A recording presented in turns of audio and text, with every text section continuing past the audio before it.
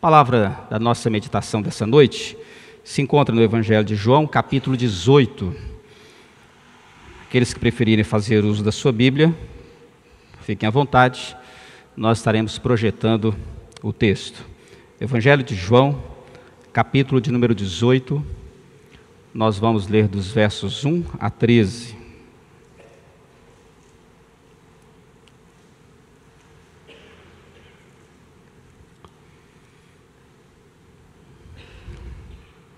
A palavra do Senhor nos diz assim: tendo terminado de orar, Jesus saiu com seus discípulos e atravessou o vale do Cedron. Do outro lado havia um olival, onde entrou com eles. Ora, Judas, o traidor, conhecia aquele lugar, porque Jesus muitas vezes se reunira ali com seus discípulos. Então Judas foi para o olival, levando consigo um destacamento de soldados e alguns guardas enviados pelos chefes dos sacerdotes e fariseus, levando tochas, lanternas e armas. Jesus, sabendo tudo o que lhe ia acontecer, saiu e lhes perguntou: a quem vocês estão procurando? A Jesus de Nazaré, responderam eles. Sou eu, disse Jesus. E Judas, o traidor, estava com eles. Quando Jesus disse, sou eu, eles recuaram e caíram por terra. Novamente lhes perguntou: a quem procuram? E eles disseram: a Jesus de Nazaré. Respondeu Jesus: já lhes disse que sou eu. Se vocês estão me procurando, deixem ir embora estes homens. Isso aconteceu para que se cumprissem as palavras que ele dissera: não perdi nenhum dos que me deste. Simão Pedro, que trazia uma espada, tirou-a e feriu o servo do sumo sacerdote, decepando-lhe a orelha direita. O nome daquele servo era Malco. Jesus, porém, ordenou a Pedro: guarde a espada. Acaso não haverei de beber o cálice que o Pai me deu? Assim, o destacamento de soldados, com o seu comandante, os seus guardas e os guardas dos judeus, prenderam Jesus, amarraram-no e o levaram primeiramente a Anás, que era sogro de Caifás, o sumo sacerdote naquele ano. Palavra do Senhor, de acordo com o Evangelho de João, no capítulo de número 18. Pressa e precipitação são fortes inimigos das coisas boas, perfeitas, bem elaboradas. Dificilmente conseguimos desenvolver no trânsito da pressa, no ritmo da pressa, as melhores obras, os melhores serviços, os melhores feitios e feitos. Dificilmente. A pressa e a precipitação, elas prejudicam intensamente, ainda que o coração esteja na contramão deste objetivo, de tentar fazer o melhor. Nós temos uma história muito interessante na Bíblia, registrada no primeiro livro de Samuel, no capítulo 25, quando Davi tem a necessidade de passar com o seu exército pelas terras de Nabal. E quando ele chega às terras de Nabal, ele envia uma comitiva para saudar Nabal, pedir-lhe autoridade para que ali ele transitasse com seus animais, talvez algumas crias, o seu exército, para que pudessem desfrutar das campinas, dos capins, das águas e assim por diante. E diz a palavra que Nabal destratou Davi, e chegando a comparar Davi como sendo um escravo qualquer, fugitivo de um senhor por aí. Eu nem bem sei ao certo quem é esse rei Davi, vai ver que é apenas um escravo fugitivo do seu senhor. Você sabe muito bem que naqueles dias, quando você tratava um rei com tanto desrespeito, a punição e a consequência imediata era a morte. E foi exatamente isso que Davi fez. Ele se preparou para matar Nabal. Mas, antes que isso acontecesse, surge ali a intervenção sábia de Abigail. E ela própria diz: não suje as mãos do meu senhor, o rei. Esse homem é assim mesmo. Ele é estulto, ele é ímpio, ele não teme a Deus. As suas palavras não têm sentido nem significado, desconsidere isto. E essa mulher é usada como instrumento de Deus para não permitir que Davi fizesse aquilo que Deus não aprovava, pelo menos nesse momento, que era matar Nabal. Portanto, ela impede que Davi haja apressadamente, precipitadamente. Há um pensador libanês que disse o seguinte, Khalil Gibran: as tartarugas conhecem as estradas melhor do que os coelhos. As tartarugas andam mais morosamente, mais lentamente, Portanto, elas têm tempo suficiente para perceber toda a conjuntura em sua volta. Os seus olhos estão muito mais sensíveis a perceber coisas que, na pressa, até os horizontes são perdidos. Portanto, andar como uma tartaruga, de certa forma, é muito mais vantajoso do que a correria de um coelho. Pedro. Todos nós temos um pouquinho de Pedro em nós. Sem dúvida alguma, nós temos muito mais coisas para elogiar, enaltecer, a respeito da pessoa e da personalidade de Pedro. Tanto é que este homem foi um dos grandes instrumentos usado por Deus para a plantação da igreja primitiva. Mas Pedro é o primeiro sempre. É o primeiro discípulo nas perguntas. É o primeiro discípulo nas intervenções, nas interrupções dos discursos do próprio Cristo. É o primeiro homem nas iniciativas, muitas delas positivas, mas é também o primeiro homem nos tropeços e falhas. A sua precipitação, o seu modo de ser apressado, muito prejudicou a sua caminhada. E assim como Pedro viveu este momento onde ele não mede as consequências, não pensa com profundidade, simplesmente age agressivamente, com a proposta positiva de defender o seu mestre, mas proposta esta desnecessária, porque o próprio Cristo poderia se defender, se assim desejasse. Esse exemplo e essa história de Pedro nos mostra os prejuízos deste modo de ser. Eu gostaria de pensar com seu coração sobre o seguinte tema: pressa e precipitação, os grandes inimigos da paciência. Quais são as áreas da sua vida, da minha vida, onde costumamos ter pressa demais? Quais são? Quais são as experiências que geralmente incomodam, desnorteiam, desassossegam o nosso coração nesse quesito? Somos imediatistas, apressados, queremos as coisas para ontem, somos imediatistas em todos os sentidos. Mas essa história, de uma forma muito cuidadosa e muito inteligente, ela nos revela alguns produtos destes inimigos da paciência. Eu diria até que na prática, não é que nós não sejamos pacientes, não é que você não seja paciente, é que nós somos apressados.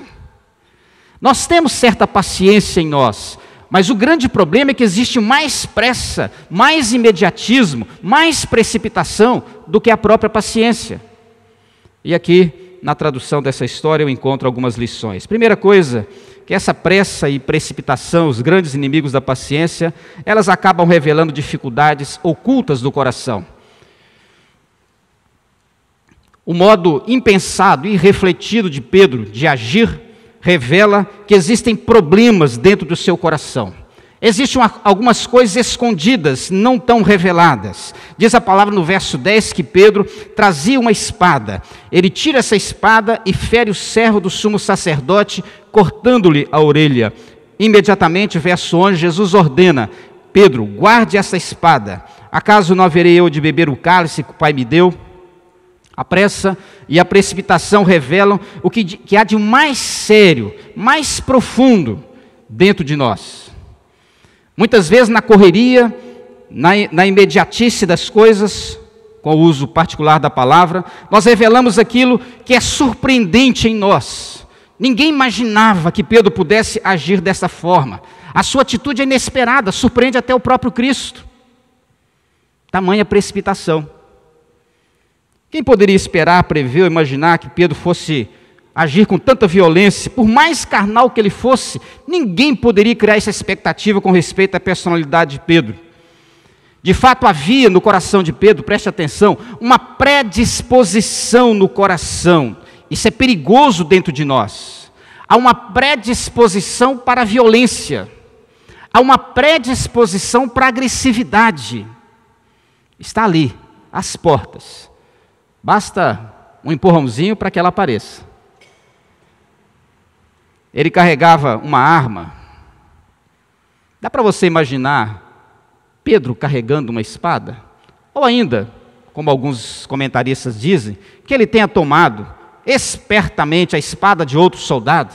Mas dá para você imaginar este homem manuseando a espada ou guardando dentro dos seus alforjes uma espada? Essa predisposição também está presente em nós. É como se nós andássemos preparados para reagir diante de situações de ameaça, qualquer coisa que fuja do nosso controle, da nossa aceitação, das nossas preferências. Há um potencial em Pedro, talvez em nós, para odiar, para agredir, para a hostilidade. Basta que alguém nos toque. Surge a voluntariedade e a autonomia de alma desse homem. Pedro está decididamente firmado em suas ideias e pensamentos. A advertência de Cristo mostra isso. Pedro, o que você está fazendo? Embainha a sua espada, guarda essa arma. Ele se convence, na verdade, de que agredir o soldado seria o método mais adequado para preservar a vida de Jesus. É um tipo de tentativa de resolver as coisas do seu próprio modo. O precipitado é assim. Ele quer resolver tudo rápido, mas do seu jeito. Mas isso é mal, que está dentro de nós, dentro de cada um. Há também a contradição. E esse é um problema seríssimo, que está dentro de nós, e de forma poderosa, que acaba comprometendo e até corrompendo aquilo que somos. De repente, mudamos a vestimenta. De repente, o discípulo passa a ser um soldado agressor. De repente, o homem justo passa a ser um violador das leis, um criminoso. Pedro nem se importou se era discípulo ou não. Se esqueceu totalmente de que fora chamado para viver pregando o amor. E agora ele faz uso da espada. Estava mais para um guerreiro. Há uma identidade sendo manifestada de modo contraditório. Fazemos aquilo que não concorda com quem somos. É o caso de Pedro. Mas há também escondido no seu coração os objetivos para o mal. O que há em termos de objetivos reservados, preservados, aninhados no nosso coração? O objetivo ou os objetivos de Pedro são traduzidos e revelados pela própria espada. Qual era o grande interesse de Pedro? Cortar a orelha? Não. Ele queria cortar a cabeça, ele queria matar o soldado. Cortar a orelha provavelmente foi um acidente, digno de quem não estava habituado a usar espadas. Mas Pedro não tinha essa perícia, vou cortar a orelha daquele soldado. Ele queria parti-lo ao meio. Quem sabe enfiar-lhe a espada na cabeça, no cérebro. Os objetivos do coração desse homem são revelados aqui. Esta é a sua verdadeira intenção, por fim, a vida de um soldado, matar um homem que é chamado por Deus para pregar. O que há dentro do nosso coração e muitas vezes não conhecemos? Está aqui. No momento da pressa, da precipitação, nós revelamos esses modos obscuros de ser que estão dentro de nós. Pressa e precipitação, os grandes inimigos da paciência, elas acabam revelando dificuldades ocultas do coração. Segunda coisa, elas acabam expondo a essência de nossos sentimentos.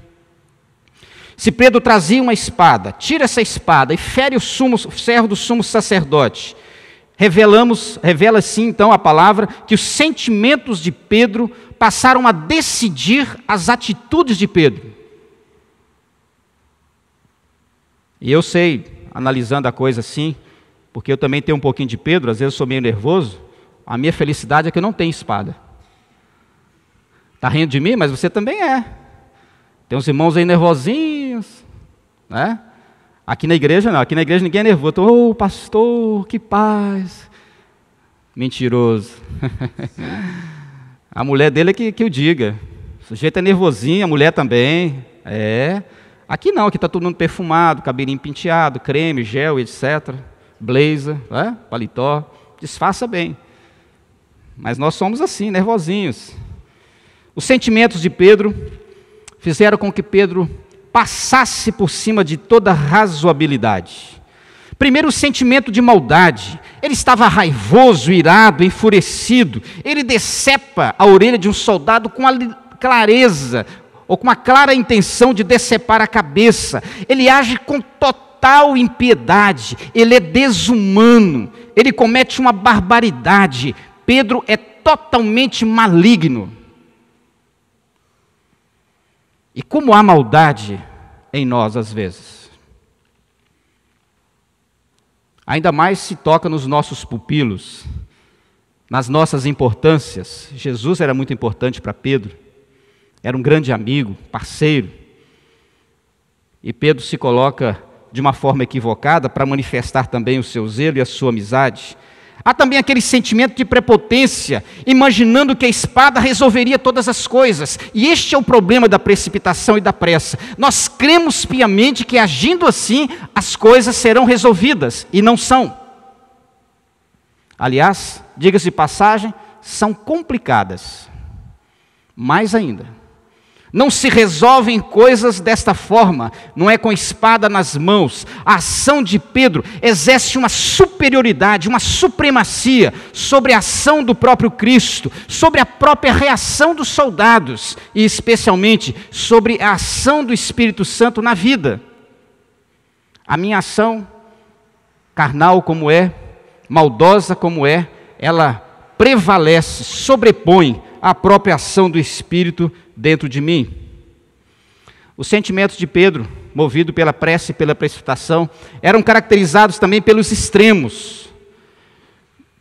Eu acho tão interessante, né, comum, as pessoas dizerem assim, eu falo tudo que eu tenho que falar, eu sou sincero. Como se isso fosse uma virtude.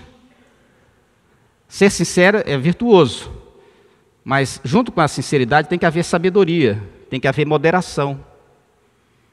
Não é? Às vezes você vai visitar alguém, né? Isso acontece comigo. Aí a pessoa vem lá mostrar foto do netinho, acabou de nascer. Olha, pastor, que coisinha linda, fofinho, não é? Aí eu falo assim, só Jesus na causa. O menino é feio de dar dó, mas é feio danadinho, coitado.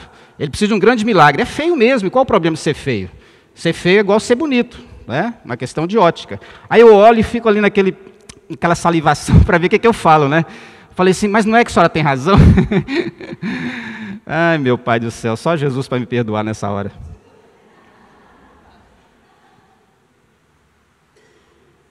E a pessoa quer que o pastor fale, porque o que o pastor fala é mais verdade para ela ainda. Né? Eu lembro dos antigos mostrarem álbum de casamento, né? Aí o cara está lá com aquele terno, parecendo toalha de mesa de restaurante italiano. Olha, pastor, o meu álbum de casamento. Triste. Triste. Mas tem que ser sincero, às vezes sim, mas às vezes não. Pedro é cheio de iniciativa, mas faltoso de bom senso, é rápido, mas vazio de sabedoria. Os sentimentos de Pedro eram também volúveis, inconstantes, alternantes, incertos, oscilantes, passavam de um extremo para o outro ligeiramente. Ele era uma pessoa polarizada, 8 ou 80. É aquela pessoa que ri demais ou não ri de jeito nenhum. Não havia equilíbrio em suas manifestações sentimentais. Pedro revela a sua experiência, que nós também podemos ser vítimas da nossa ansiedade, da nossa pressa e da nossa precipitação.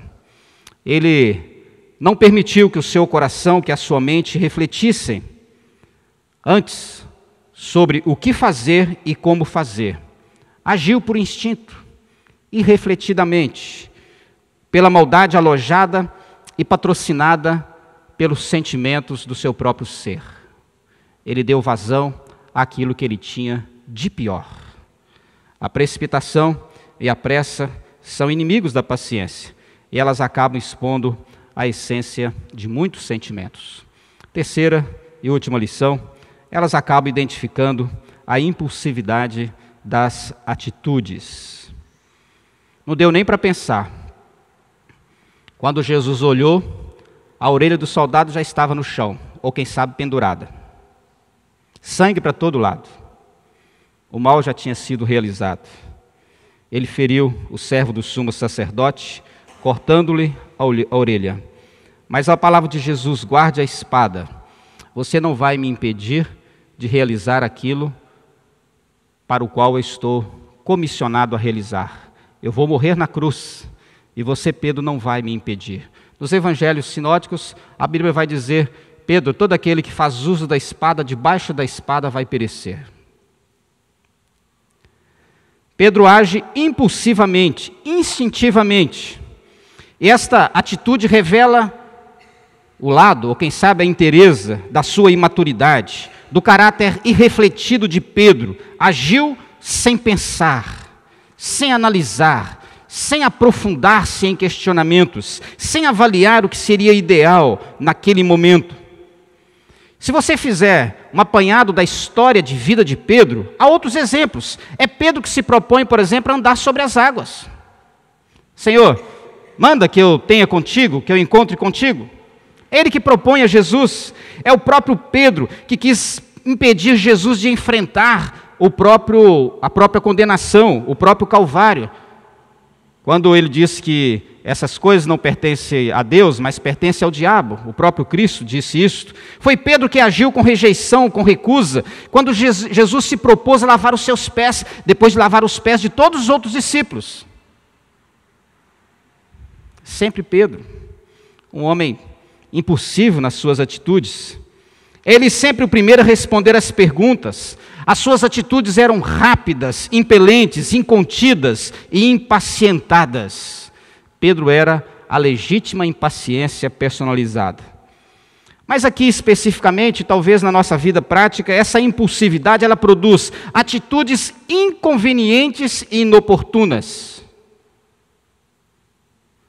Eu já contei para alguns irmãos, uma vez eu recebi uma senhora, já até contei aqui na igreja, lá em Uberlândia, né, igreja muito grande, eu tinha muito compromisso, muita gente querendo conversar comigo, e chegou uma visitante, que foi trazida pelos diáconos.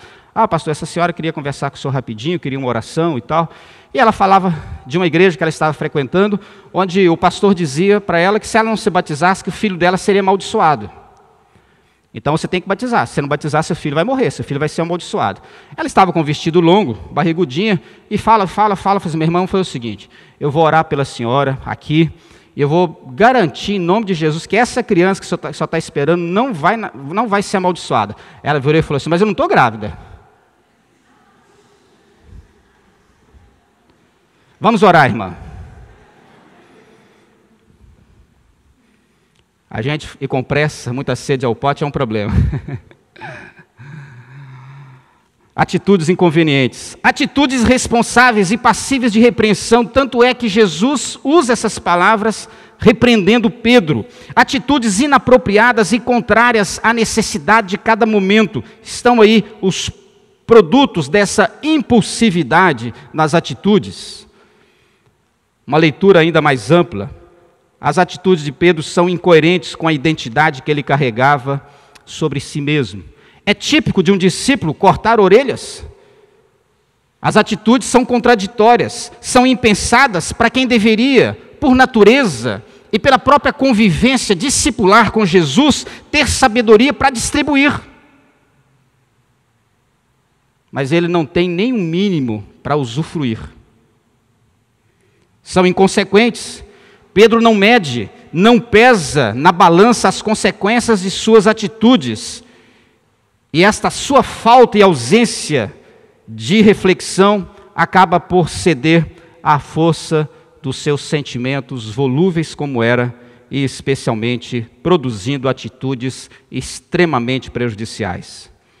Mas as atitudes de Pedro também não são caracterizadas por uma boa saúde espiritual. Elas não são saudáveis espiritualmente falando, são de natureza terrena. Quem pega na espada está habituado a viver debaixo da espada e certamente perecerá debaixo da espada. Aqueles que tentam impedir Jesus de realizar o seu grande propósito de redenção também são pessoas que precisam pensar e refletir profundamente sobre a sua conduta espiritual. Lá estava Jesus, assumindo um caminho difícil e penoso e sendo sugerido e sendo aqui confrontado por essa sugestão de um caminho fácil e para um objetivo completamente transgressor da vontade de Deus, impedir tudo isso. As atitudes de Pedro não têm nada de espiritual. Pressa e precipitação, os grandes inimigos da paciência. Elas acabam revelando dificuldades que estão aqui guardadas, ocultas dentro do coração. Elas acabam expondo o que é essencial, o que é verdadeiro, a legitimidade de nossos sentimentos, e elas acabam identificando a impulsividade das nossas atitudes. Eu encerro a minha reflexão considerando que a pressa e a precipitação são grandes obstáculos para o exercício de uma boa paciência, de uma paciência ideal. Eu quero colocar como exemplo uma outra história que a Bíblia nos conta. Quando Moisés foi receber as tábuas da lei, aos olhos dos hebreus, Moisés estava demorando demais. E Arão, pressionado pelos líderes, decidiram então colher o ouro que Israel tinha e confeccionar um bezerro de ouro. E esse bezerro de ouro foi declarado Senhor das vidas deles, o nosso Deus. Quando Moisés volta e vê todo aquele alvoroço no arraial de Israel, Deus amaldiçoa aqueles homens e a terra se encarrega de tragar muitos deles. Milhares de milhares morreram ali naquele dia. Pressa e precipitação não tiveram suficiência para esperar Moisés sequer 40 dias. A pressa e a precipitação são grandes prejuízos para a nossa vida. O melhor é ter paciência em todo lugar, em toda circunstância. Mas para que isso aconteça, eu e você precisamos muito da graça do Senhor. Só a graça do Senhor para sustentar o nosso coração na paciência que Ele precisa. Que Deus te abençoe, que Deus me abençoe. Amém.